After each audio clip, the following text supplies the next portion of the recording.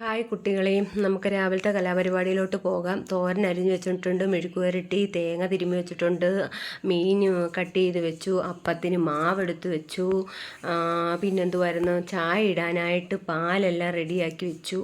അങ്ങനെ ഓരോന്നോരോന്നായിട്ട് ഞാൻ റെഡിയാക്കി വെച്ചിട്ടുണ്ട്. അങ്ങനെ ഞാൻ എന്തോ ചെയ്ത് കാരണം വെച്ചാൽ 2 പേർക്കും പോകണ്ടേ രാവിലെ. അതുപോലെ രാവിലെ നമ്മുടെ ജോലി ഒതുങ്ങുകയാണെന്നുണ്ടെങ്കിൽ എന്തോ ഒരു വലിയ മലമറിക്കുന്ന എന്തോ ഒരു ജോലി ഒതുങ്ങിയതുപോലാണ്. പകുതി ജോലി നമ്മുടെ ഒതുങ്ങി അടുക്കളപ്പണി മൊത്തം തീരുവാണെന്നുണ്ടെങ്കിൽ. അങ്ങനെ പിന്നെ ഞാൻ ഇന്ന് വിചാരിച്ചു, എന്നും മെഴുക്കുവരട്ടി കണ്ട് കണ്ട് നിങ്ങളും അടുത്ത് കാണും. ഇന്നലെ ഞാൻ വിചാരിച്ചു മുട്ടയും കൂടി ഇട്ടൊരു മെഴുക്കുവരട്ടി ഉണ്ടാക്കിയാലോ എന്ന് വിചാരിച്ചു. മിക്കവാറും എല്ലാവരും ഉണ്ടാക്കുന്നതായിരിക്കും. എനിക്കതൊരു സ്പെഷ്യലായിട്ടൊന്ന് വെച്ചാൽ ഞാൻ ആദ്യമായിട്ട് അങ്ങനെ ഒന്ന് ചെയ്യാമല്ലോ എന്ന് വിചാരിച്ചത്. പിന്നെ അതിൻ്റെ ഇടയ്ക്കൂടെ കൂമ്പിൻ്റെ തോരനുണ്ടായിരുന്നു. നിങ്ങൾ വരയ്ക്കും എപ്പോഴും ഈ വാഴക്കൂമ്പുകൾ അല്ല. ഞാൻ വീട്ടിൽ പോയിട്ട് വന്നപ്പോൾ 2 കൂമ്പ് എടുത്തുകൊണ്ട് വന്നായിരുന്നു. അതിനകത്ത് ഒരെണ്ണമായി, ഇനി ഒരെണ്ണം കൂടി ഇരിപ്പുണ്ട് കേട്ടോ. നിങ്ങളത് കാണുമ്പോഴും എന്നെ സഹിച്ചേ പറ്റൂ. അതിനുശേഷം പിന്നെ ഞാൻ പയർ മെഴുക്കുവരട്ടി, എനിക്ക് ഏറ്റവും ഇഷ്ടപ്പെട്ടൊരു മെഴുക്കുവരട്ടിയാണ് പയർ, കോവയ്ക്ക. ഇതൊക്കെ ഈ മെഴുക്കുവരട്ടി ഇവിടെ വെക്കുന്നതെന്ന് വെച്ചാൽ എന്നെ മാത്രം ഉദ്ദേശിച്ച് വെക്കുന്നത്. പിന്നെ അവന്മാരുടെ പാത്രത്തിൽ ഞാൻ വെച്ച് കൊടുത്ത് വിടുന്നതെന്ന് വെച്ചാൽ അടുത്തിരിക്കുന്ന കുട്ടികൾ വരിക്കത്തില്ലല്ലോ. ഇതെന്താ ചമ്മന്തിയും മീൻ വറുത്തതും ഒഴിച്ചു കറി മാത്രമേ ഉള്ളൂ എന്ന് ആ പിള്ളേർ ചിന്തിക്കണ്ടല്ലോ എന്ന് വിചാരിച്ച് ഞാൻ അവന്മാർക്ക് കൊടുത്തു വിടുന്നതാണ്. അതിൻ്റെ ഇടയ്ക്കൂടെ മീൻ ഞാൻ അരപ്പ് പുരട്ടി വെച്ചായിരുന്നു. നമ്മുടെ വീട്ടിൽ ചീലാവോ അങ്ങനെ ഒരു മീനാണ് ഞങ്ങൾക്ക് കിട്ടിയെന്ന്. ചൂള, ചില സ്ഥലത്ത് ഊള എന്നൊക്കെ പറയും.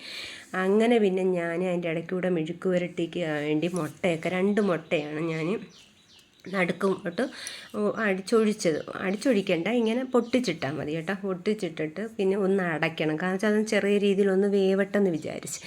അങ്ങനെ അതൊക്കെ റെഡിയാക്കി ഞാൻ വെച്ചു. പിന്നെ ഞാൻ അത് ചെറിയ രീതിയിലൊരു തീ ഇട്ട് കൊടുത്തിട്ട് ഒന്ന് വേവിച്ചു. പിന്നെ അതിൻ്റെ ഇടയ്ക്കൂടെ തന്നെ ഞാൻ മീൻ വറുക്കുന്നുണ്ടായിരുന്നു കേട്ടോ. മീൻ വറുത്തിട്ട് പിന്നെ അപ്പവും ചമ്മന്തി അതിൻ്റെ ഇടയ്ക്കൂടെ ഞാൻ ഉണ്ടാക്കിയായിരുന്നു. ചായ അതിൻ്റെ ഇടയ്ക്ക് ചായ ഇട്ട് റിച്ചുകുട്ടൻ ചായ കുടിക്കണം.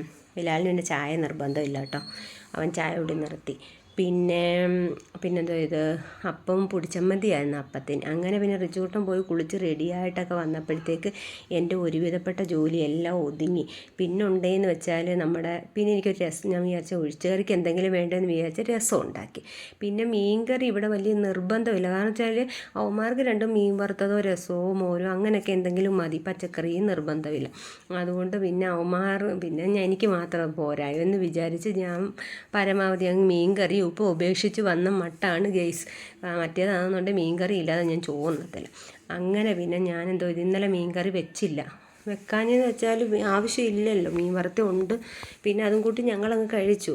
രസവും മെഴുക്ക് പുരട്ടി, തോരൻ ഇതെല്ലാം ഉണ്ടല്ലോ അന്നേരം പിന്നെ ഒത്തിരി കറി വേണ്ടാലോ എന്ന് ചോദിച്ചു. പക്ഷേ എനിക്ക് രസം ഭയങ്കര ഇഷ്ടം, മോനെക്കാട്ടും ഇഷ്ടം രസമാണ്.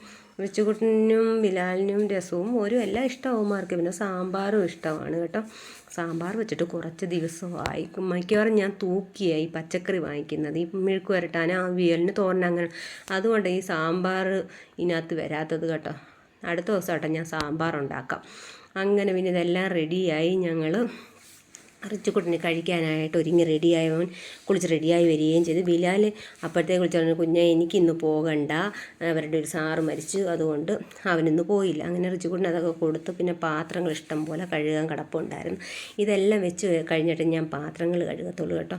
പാത്രങ്ങളെല്ലാം കണ്ടോ, ഒത്തിരിയും പാത്രങ്ങളുണ്ട്. ഇതെല്ലാം കഴുകി വൃത്തിയാക്കി തുടച്ച് എല്ലാം എടുത്ത് കഴിഞ്ഞ് ഇല വെട്ടിയെന്ന് വെച്ചാൽ മറ്റേ പൊതി അങ്ങ് തീർന്നു.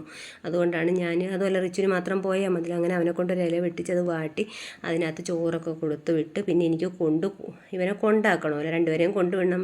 ഇന്ന് ബിലാലിന് പോകണ്ടാത്തതുകൊണ്ട് അവനെ കൊണ്ടുവിട്ടു. അങ്ങനെ ഈ റിച്ചുകുട്ടനെയും കൊണ്ടുവിട്ട് തിരിച്ച് വന്ന് ഞാൻ അപ്പവും ചമ്മന്തിയൊക്കെ കഴിച്ച്, എനിക്ക് കഴിക്കുമ്പോൾ ചായ നിർബന്ധം. അതെല്ലാം കുടിച്ച് പിന്നെ ഇതെല്ലാം ഒന്ന് സെറ്റാക്കി വെച്ച് വൃത്തിയാക്കി പാത്രമെല്ലാം കഴുകി അതിൻ്റെ ഇടയ്ക്കൂടെ അരി അടപ്പത്തിടണമായിരുന്നു. അരി അടപ്പത്തിട്ടു. മിക്കവാറും ഞാൻ അതിനകത്ത് ചോറെടുത്ത് ഫ്രിഡ്ജിൽ വെക്കും പിറ്റേന്നവന്മാർക്ക്. ചിലപ്പം നമ്മൾ എഴുന്നേക്കാൻ താമസിച്ച് പോയാലോ എന്ന് വിചാരിച്ചിട്ട്. അതുമല്ല ഇപ്പം ഞാൻ അടുപ്പിനകത്താണ് വെക്കുന്നത്. പൊത്താൻ കിടന്നിങ്ങനെ ചീത്തയല്ല ഊറാൻ അങ്ങനെ ഒരു സംഭവം ഉണ്ടല്ലോ, അതൊക്കെ ആയി വരുമെന്നുകൊണ്ട് ഞാനിപ്പം അടുപ്പിനകത്താണ് വെക്കുന്നത്. അവിടെ ഒരു തുണി ഇരിക്കുന്നതെന്ന് വെച്ചാൽ ആ തടത്തുണി, അതൊന്ന് ഉണങ്ങാൻ വേണ്ടി വെച്ചതാണ്. ഇത്രയേ ഉള്ളൂ. Tata, okay, bye, see U.